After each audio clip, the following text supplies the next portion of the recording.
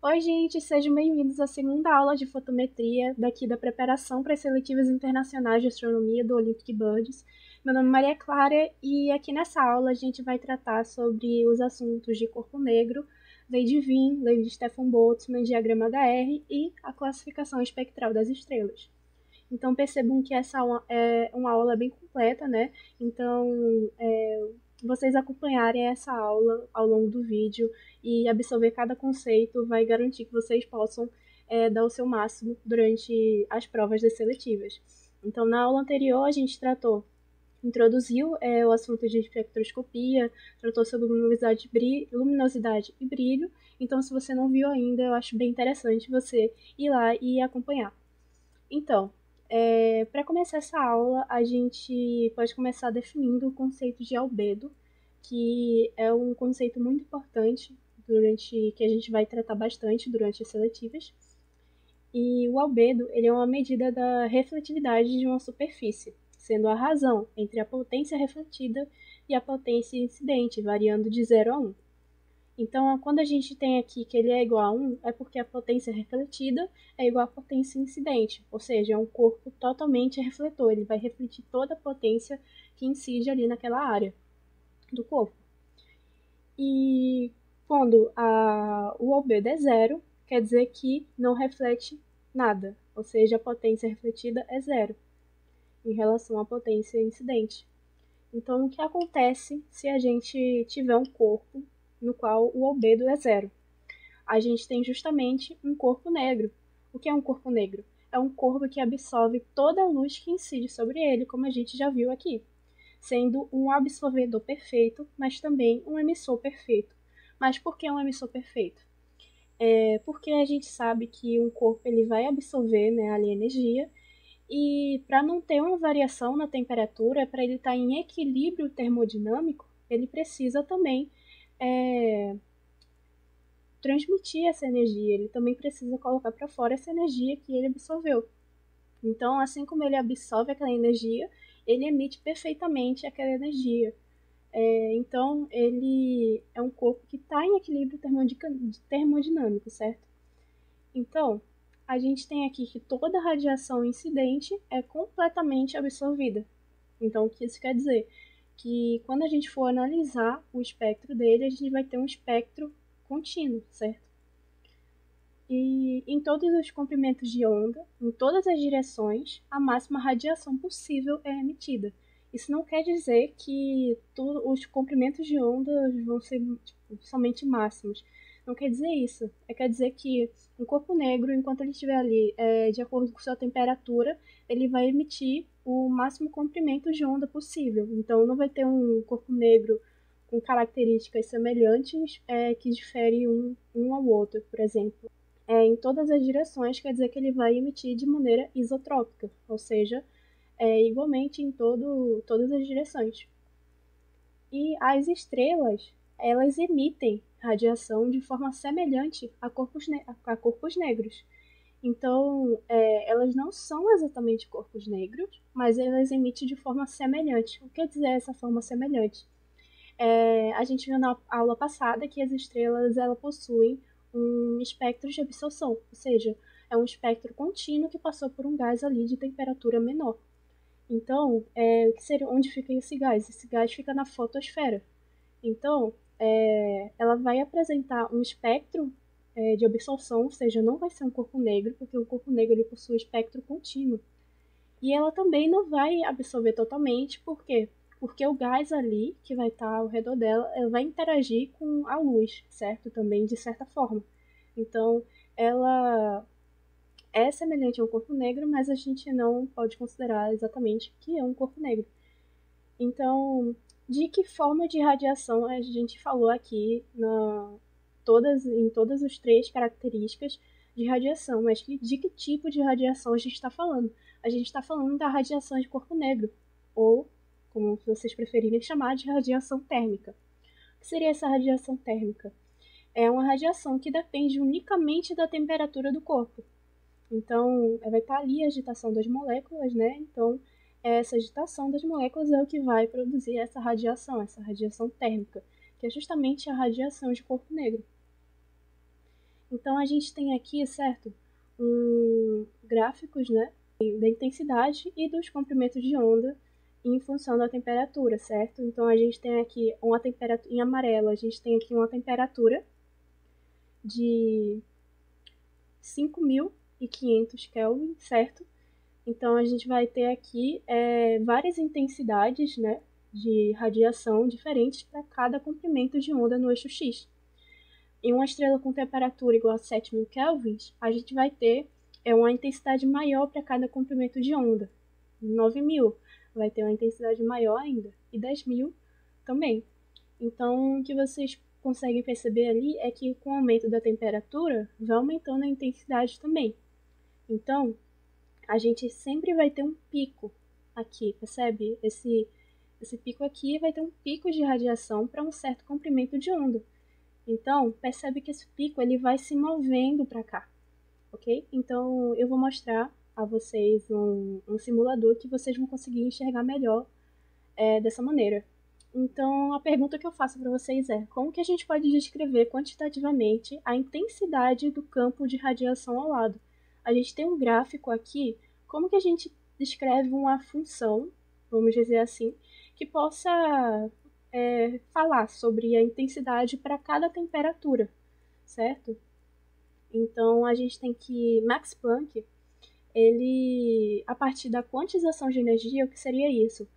Do conceito de que a energia ela é formada por pequenos pacotinhos de luz, chamados fótons, e cada pacote vai ter uma certa energia, que vai depender da constante de Planck e da frequência, certo? Então, a partir dessa quantização, ele conseguiu deduzir a lei de Planck. Que seria isso? A lei de Planck é o que descreve a radiância espectral de um corpo, ou seja, é essa intensidade, de acordo com a temperatura de um corpo com temperatura uniforme, certo? Em equilíbrio termodinâmico. O que seria isso? É justamente um corpo negro. Então, ele conseguiu deduzir aqui uma equação que consegue descrever a radiância espectral para um corpo negro. E o que seria essa radiância espectral, certo? A gente falou de radiação e tudo mais, mas definindo de maneira mais formal, radiância espectral, ele é energia por unidade de comprimento de onda, a gente tem aqui, certo? Por segundo, por unidade de área e por unidade de ângulo sólido, certo?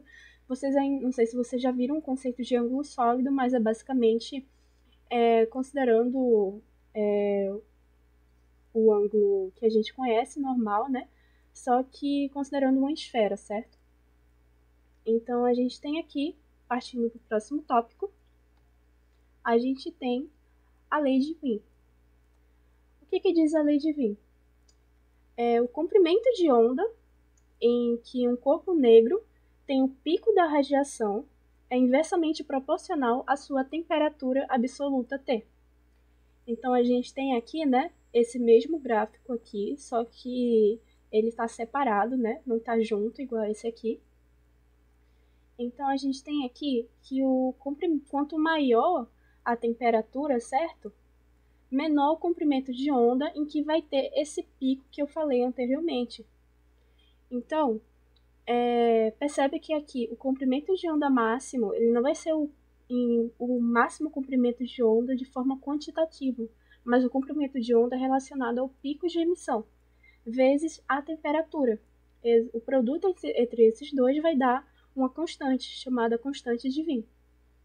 Então, equivale aproximadamente esse valor, certo? 2,89 vezes 10 a menos 3 metros Kelvin. Então, perceba que quanto maior a temperatura, certo? Menor o comprimento de onda em que vai ter esse pico. Então, a gente vai analisar, certo? Mais no simulador que eu vou mostrar daqui a pouco. Então, o que seria essa temperatura absoluta? Ela está associada à maior parte à temperatura da fotosfera, que é o que vai definir a cor, basicamente, da estrela, que é o que vai emitir a luz que a gente vai ver ali. Então, a temperatura absoluta está, na sua maior parte, relacionada à fotosfera da estrela. Então, por exemplo, no aquecimento de uma barra de ferro, ela primeiro fica avermelhada para, em seguida, ficar azulada. Por que isso? A temperatura vai aumentando e o comprimento de onda em que aquela em que tem um pico de emissão, ele vai diminuindo. Então, vai de um comprimento de onda maior para um comprimento de onda menor, ou seja, do vermelho para o azul. E percebe-se que pode-se obter a lei de Wien derivando a lei de Planck igualando a zero, ou seja, relacionada apenas ao pico de emissão. Então, a gente consegue obter a lei de Wien a partir dessa equação aqui.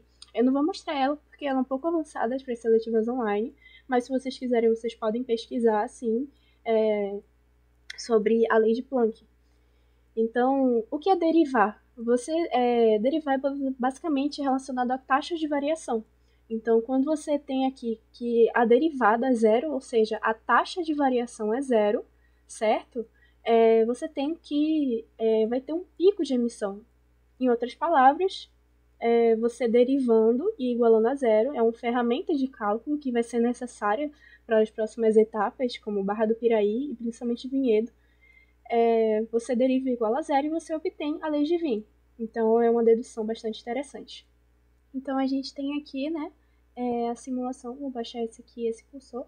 Então, a gente tem aqui a temperatura. Vamos ver os valores que tem aqui. A gente tem a temperatura do corpo negro, certo? Tá em 350 kelvins. E a gente tem aqui um gráfico que relaciona a densidade de potência espectral, basicamente como se fosse a radiância espectral, certo?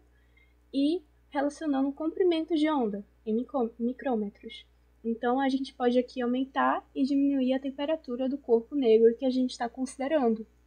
Lembrando que, por exemplo, se eu colocar aqui do Sol, não quer dizer que o Sol é um corpo negro, mas que a gente está meio que considerando um corpo negro com características semelhantes ao da nossa estrela, ao Sol. Então, a gente tem aqui, certo? À medida que a gente aumenta a temperatura, esse gráfico vai subindo, ou seja, a radiância espectral ela vai aumentar. Então, eu vou subindo aqui até aqui, some do gráfico. Então, como que a gente pode analisar de maneira mais delicada esse gráfico? Eu vou ativar aqui a intensidade, certo? Percebe que a intensidade ela aumenta. Isso daqui a gente tem a área embaixo do gráfico, ela representa a intensidade total, que vai ser relacionado com a lei de Stefan Boltzmann, que eu vou apresentar em seguida para vocês. Então, a gente tem aqui os valores, certo? Então, perceba que quanto mais eu aumento a temperatura, mais o comprimento de onda ele fica menor, certo? Então, maior a temperatura, menor o comprimento de onda. Em que há o pico, certo? Então, perceba que eu estou aumentando mais a temperatura e o pico, o comprimento de onda, que representa o pico do gráfico, ele vai diminuindo, certo? Então, aqui a gente tem, né, o comprimento, por exemplo, vou deixar a temperatura um pouco abaixo da do Sol. Então, o comprimento de onda que tem um pico de radiação, de radiância espectral, é aproximadamente 650 nanômetros. Eu aumento aqui para uma temperatura um pouquinho acima da do Sol. Perceba que o comprimento de onda em que há o pico de radiância espectral é menor, ou seja, aproximadamente 490 nanômetros. Então, aqui esse simulador é muito legal para vocês conseguirem enxergar melhor de que forma o gráfico da radiância espectral ele se comporta de acordo com a temperatura. Então, continuando, a gente tem aqui a lei de Stefan Boltzmann. O que a lei de Stefan Boltzmann diz? Ela diz que o fluxo na superfície de um corpo negro, ou seja, a irradiância, certo? A quantidade de energia que tem naquela área ali, em um instante, é proporcional à quarta potência da temperatura absoluta do corpo, a temperatura T. Então, a gente tem que o fluxo ele vai ser igual a uma constante sigma, o produto entre a constante vezes a temperatura elevada à quarta. Mas a gente tem que, aplicando essa fórmula de estrelas, não vai dar muito certo. Porque a estrela ela não é exatamente um corpo negro, certo? Então, essa temperatura absoluta não vai se aplicar muito bem. Porque a temperatura de uma estrela ela não é uniforme. A temperatura no núcleo é uma e em cada camada é diferente. Então, o que a gente pode fazer? A gente pode definir uma temperatura efetiva. O que seria isso? é uma temperatura de um corpo negro, o qual emite a mesma quantidade de energia por unidade de área e tempo que a estrela emite. Então, a gente tem que, sendo F, o fluxo na superfície da estrela, a temperatura efetiva é tal que o fluxo vai ser basicamente esse daqui, só que em vez de considerar a temperatura absoluta, a gente considera a temperatura efetiva, certo? E essa aqui é a constante de Stefan Boltzmann, que vale aproximadamente esse valor, certo? 5,67 vezes 10 elevado a menos 8. Então, como que a gente obtém a lei de Stefan Boltzmann? Perceba que a gente pode obter a lei de Stefan Boltzmann a partir também da lei de Planck. Como seria isso? Do mesmo jeito que a gente obteve o pico de radiação para obter a lei de Wien derivando e igualando a zero, a gente pode integrar aquele mesmo gráfico. O que seria isso? É uma ferramenta de cálculo, certo? Que a gente não vai precisar para seletivas online, mas é interessante saber, porque você integrando ali aquele gráfico, você consegue obter a intensidade da radiação em todos os comprimentos de onda. Então, é meio que você estivesse somando cada intensidade em cada comprimento de onda para obter o fluxo total que a estrela emite. Então, perceba que esse fluxo aqui, que a lei de Stefan Boltzmann está lhe dando, é o fluxo em todos os comprimentos de onda, certo? Então, também vale ressaltar que a gente tratou das temperaturas, certo? Então, vale ressaltar que tem uma diferença entre essas temperaturas, entre a lei de Wien e a lei de Stefan Boltzmann.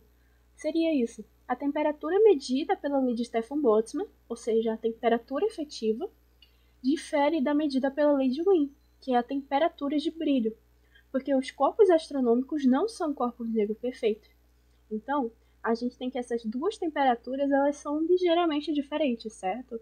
Então, é só para vocês saberem que elas não se lidam com, de certa forma, certo? Não são a mesma coisa, elas diferem um pouquinho. Então, a gente tem aqui também a relação, sabe? A gente tem que, a partir disso, a gente pode relacionar. A gente sabe que a luminosidade é o fluxo vezes 4π d ao quadrado, que foi a fórmula que a gente viu na aula passada. Seria isso, é como se a gente estivesse multiplicando o fluxo dali pela área total da esfera, que mesmo o raio, que é a distância ali daquele ponto que a gente está obtendo o fluxo. Então, a gente obtém a luminosidade total. Então, a partir de Stefan Boltzmann, a gente sabe que esse fluxo ele é σ_t². E tratando-se do fluxo na superfície da estrela, a gente tem que essa distância d aqui, ela vai ser a mesma coisa que o raio da estrela. Então, a gente tem que d é igual a r. E a gente tem que a temperatura T vai ser igual à temperatura efetiva, como a gente viu antes. Então, a gente tem aqui uma relação fundamental, certo? Quando a gente trata de lei de Wien, luminosidade, temperatura e raio de estrelas, a gente tem que a luminosidade ela vai ser 4πr² vezes sigma temperatura efetiva a quarta. Partindo para o próximo conceito, a gente entra aqui no quesito de um diagrama muito famoso, que é muito importante, certo? Que cai em basicamente todas as seletivas, então é indispensável quando você está estudando, certo? Que é o diagrama HR. Então, o diagrama HR, ele é basicamente um diagrama que relaciona a luminosidade no eixo Y e a temperatura estelar no eixo X, certo? Então, a gente tem aqui a temperatura no eixo X, e aqui é a luminosidade no eixo Y. E ele é uma importante ferramenta para o estudo da evolução estelar, de modo que a cada temperatura é associado um tipo espectral, certo? Que a gente vai ver um pouco daqui para frente. Então percebe, né, que tem uma grande quantidade aqui de estrelas colocadas aqui, que é chamada de sequência principal. Então, aqui a gente tem a sequência principal, que é a fase em que a estrela está queimando hidrogênio ali, ou seja, é a fase principal da estrela. Então, por exemplo, a fase que o nosso Sol está agora, e aqui a gente tem as anãs brancas, certo? Que são as estrelas que se encontram no final da sua vida, no final do estágio evolutivo das estrelas. Aqui a gente tem as gigantes e as supergigantes. Então, a gente pode colocar aqui que a partir dessa mesma relação que a gente obteve, de luminosidade igual a 4πr², cima até a quarta, nota que estrelas com o mesmo tipo espectral, certo? Então, vou dar um zoom aqui. O mesmo tipo espectral, ou seja, esse tipo espectral M. Aqui, o mesmo tipo espectral, mas com luminosidade maior, devem ter raios maiores, certo? Essa magnitude absoluta aqui a gente vai ver ela na próxima aula, então, mas é basicamente a luminosidade, certo? Então, é a luminosidade relativa. Esse tipo, com o mesmo tipo espectral, mas com luminosidade maiores, elas obrigatoriamente têm raios maiores, certo? Então, a gente tem aqui no gráfico a inserção desses raios. E percebe que estrelas de mesmo raio, elas formam retas inclinadas no diagrama. Então, a gente tem aqui, certo, estrelas de 0,1 raio solar, o Sol está aqui, 10 raios solares e até 100 raios solares. E essa linha cinza, foi como citei anteriormente, representa a sequência principal, certo? Que representa quando as estrelas estão queimando hidrogênio no núcleo. E a gente tem aqui uma relação muito importante, certo? Que quanto maior a massa de uma estrela, maior a sua luminosidade. Essa é chamada a relação massa-luminosidade. Então, da mesma forma que cada pessoa tem um nome, certo? Com sobrenome e suas características, as estrelas, elas têm um nome de acordo com as suas características. Como são isso? Como funciona isso? A classificação de estrela, ela funciona de modo que a gente coloca primeiramente a classe espectral dela, que é isso aqui, é OBAFGKM, mais a subclasse, ou seja, cada classe espectral vai ter uma subclasse, mais a classe de luminosidade. Então, a gente vai estudar cada tipo, certo? Classe espectral, subclasse e classe de luminosidade. Então, a gente tem aqui que a classificação do Sol é G2V. O que significa isso? Que a classe espectral do Sol é G, a subclasse é 2 e a classe de luminosidade é V. Então, a gente vai ver o que significa cada símbolo, cada número aqui. Então, começando pela classificação espectral de Harvard. Ela foi feita aproximadamente nos anos 1920 em termos da temperatura superficial da estrela. Então, a gente tem aqui, certo, os vários tipos das classes espectrais e cada cor associada a ela, certo? Então, percebe, né, que azul está associado ao comprimento de onda menor, que faz sentido, porque a temperatura ela vai ser maior. Então, a gente tem aqui que a temperatura ela vai decrescendo, aqui de O até M. E o mnemônimo, uma dica para você decorar, isso aqui, as classes espectrais, é essa frase aqui, que O, be a fine girl and kiss me. Então, se você decorar essa frase aqui, você vai conseguir tirar de letra. Então, percebe que está indo da maior temperatura até a menor temperatura. Então, a partir disso, a gente pode separar, certo, as classes espectrais em subclasses, porque de acordo com as classificações das estrelas, com a evolução do estudo da evolução das estrelas e a categorização de cada vez mais estrelas no diagrama HR, criou-se essa necessidade, certo, de criar subclasses. Então, as subclasses espectrais elas são feitas em ordem decrescente de temperatura, de 0 a 9, ou seja, para cada classe vai ter um número associado ali do lado, ou seja, uma subclasse. Então, o 0 vai ser a maior temperatura, representa uma temperatura maior, e o 9 representa uma temperatura menor associada àquela classe espectral. Então, por exemplo, a classe G, certo? De girl aqui.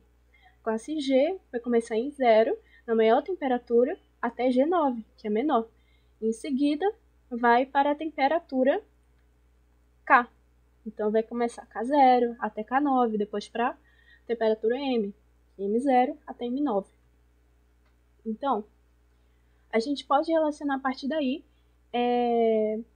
uma relação entre a classe espectral e as linhas de absorção, certo? Que a gente vê, quando a gente vê um espectro ali da estrela, a gente consegue o espectro de absorção e a gente consegue ver as linhas de absorção. Só que a gente consegue traçar uma relação entre a classe espectral e uma padronização das suas linhas de absorção. Então, a gente tem aqui, por exemplo, a linha de absorção do hidrogênio, do hélio, certo?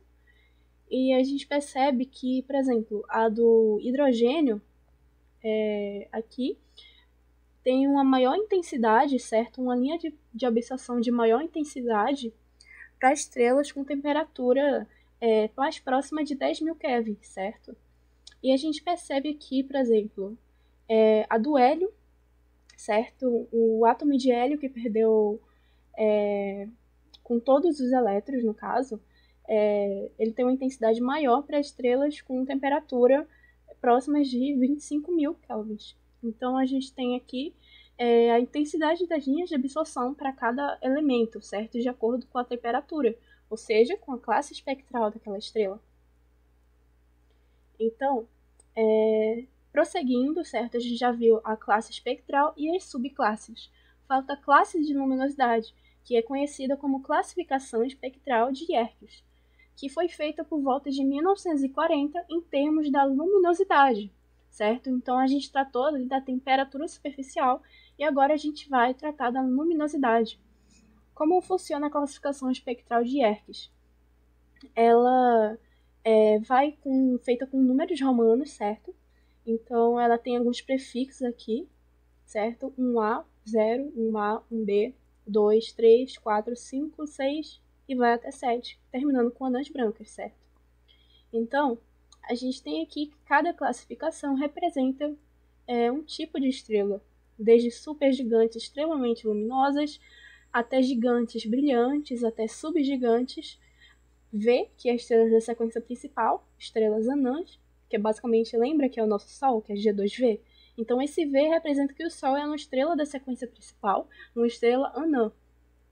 E a gente tem a menor classe, que é anãs brancas, certo? Então, a gente percebe aqui, a gente pode inserir no diagrama HR, certo? Então, a gente tem aqui a sequência principal e a gente tem aqui a linha das anãs vermelhas, que representa pela sequência principal, no caso, representada por V. A gente tem aqui as subgigantes, as gigantes, gigantes brilhantes, precisa que vai subindo cada vez mais, certo? Então a gente acaba a segunda aula de fotometria por aqui, do curso preparatório do Olympic Buddies. Eu espero que vocês tenham gostado e principalmente absorvido todos os tópicos que eu lidei aqui, principalmente Blade Vin e Stefan Boltzmann, que vão acompanhar vocês durante toda a trajetória de vocês, durante os estudos de vocês na astronomia. Então, se vocês quiserem acompanhar mais aulas do tipo, vocês podem checar tanto os vídeos do Olympic Buddies, quanto a aula anterior de fotometria, que foi a primeira aula do curso. Então, muito obrigada e até a próxima!